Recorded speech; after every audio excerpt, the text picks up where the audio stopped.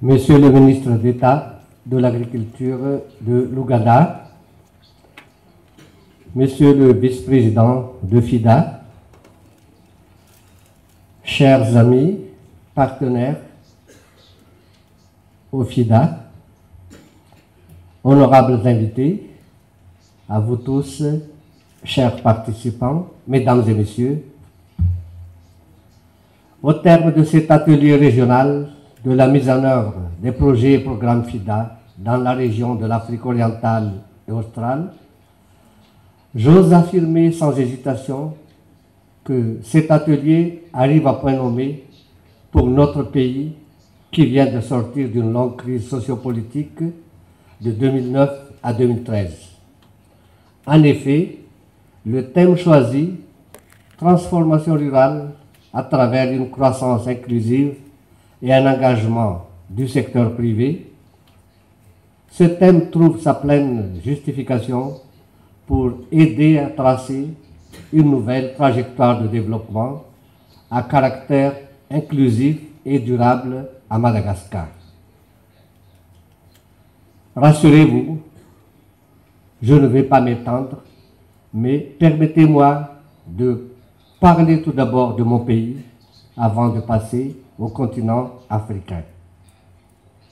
Le plan national de développement de Madagascar, dûment élaboré en début d'année pour la période 2015-2019, illustre fort à propos le thème de cet atelier régional. Je cite: « Bâtir un nouveau Madagascar, un Madagascar fort, et ainsi léguer aux générations futures un pays apaisé, uni et prospère, qui aura réussi à devenir un leader mondial de la valorisation et de la préservation de son immense capital naturel en se basant sur une croissance forte et inclusive au service du développement équitable et durable de tous les territoires. Tels sont en effet l'aspiration et l'ambition exprimées au plus haut niveau par son Excellence, Monsieur le Président de la République de Madagascar et Rajonar Mapian. Cette vision suppose des transformations réelles et profondes à opérer et qui sont de divers ordres. Des réformes structurantes et en profondeur à conjuguer avec des actions et des mesures urgentes pour que la population, surtout les couches vulnérables, ressentent au quotidien leur portée pratique et leur impact rapide. Actuellement, le FIDA est le partenaire technique et financier de Madagascar qui a la plus vaste couverture géographique dans le secteur agricole dans notre pays. Les projets sur financement FIDA interviennent dans 15 des 22 régions de Madagascar, au niveau de 46 districts et près de 560 communes rurales, à travers 4 projets en cours. Le FIDA est aussi le partenaire qui a osé aller dans les endroits où certains n'ont pas voulu ou n'ont pas osé se rendre. Je citerai par exemple les districts de Mans, d'Antsalou, de Maitran et la localité de Tchibour, pour ne citer que cela pour mes compatriotes qui les connaissent. Je dirais que Madagascar et le FIDA sont, comme dit un proverbe malagasy, deux frères se promenant dans une zone forestière difficile à explorer et qui s'encouragent mutuellement. Par ailleurs, la capacité de mise en œuvre des projets et programmes FIDA, construite avec ses partenaires, est significative avec une première contribution en termes de volume au budget annuel qui représente plus de 35% du secteur agriculture, élevage et pêche.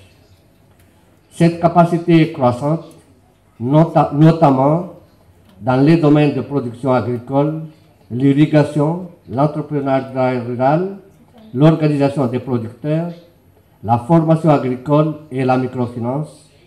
Tout ceci a permis d'atteindre une masse critique de bénéficiaires représentant plus de 10% de la population rurale.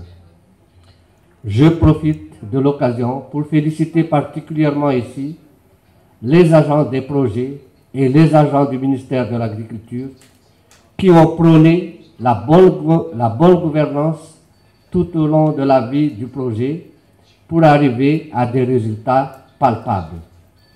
Ce qui a permis d'ailleurs au FIDA d'augmenter la contribution pour Madagascar malgré la crise.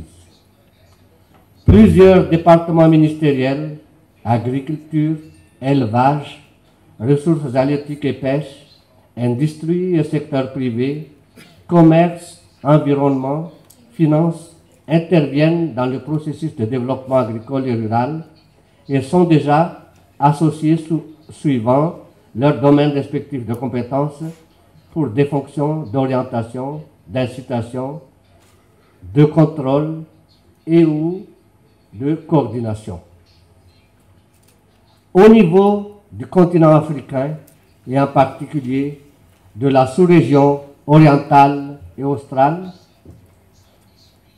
l'Afrique est riche en ressources naturelles, en matériel et en ressources humaines. Elle dispose d'énormes potentialités et d'atouts indéniables pour aspirer à une croissance réelle et soutenue, mais ne parvient pas encore à faire décoller convenablement son économie.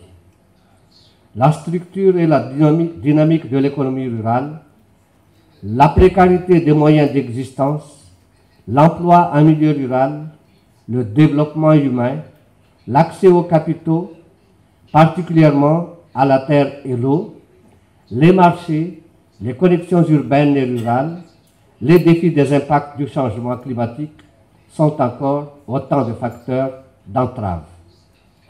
Les zones rurales sont souvent perçues plus dans leurs contraintes que sous les opportunités pour propulser l'économie à travers l'agriculture.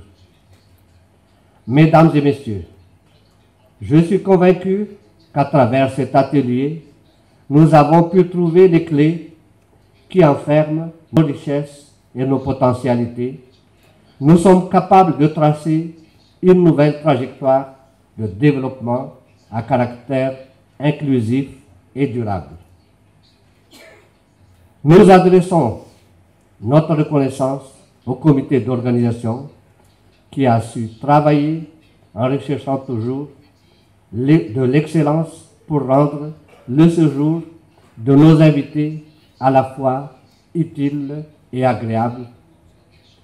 Merci à vous tous participants qui avez pris part de façon active, je dirais même très active, aux échanges et au partage. Merci à nos amis des médias, aux interprètes qui nous ont permis de communiquer librement entre nous et avec toute la population malagasy. Enfin et surtout, merci à FIDA, à travers vous, Monsieur le Vice-président, d'avoir choisi notre grande île pour héberger cet atelier à travers lequel le nom de Madagascar figurera dans l'annale de l'histoire de la transformation rurale en Afrique orientale et australe.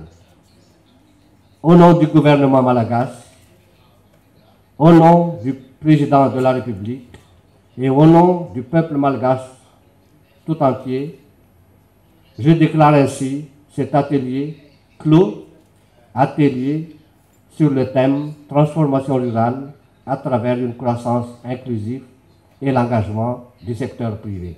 Merci, thank you, muito obrigado, me salta tupco.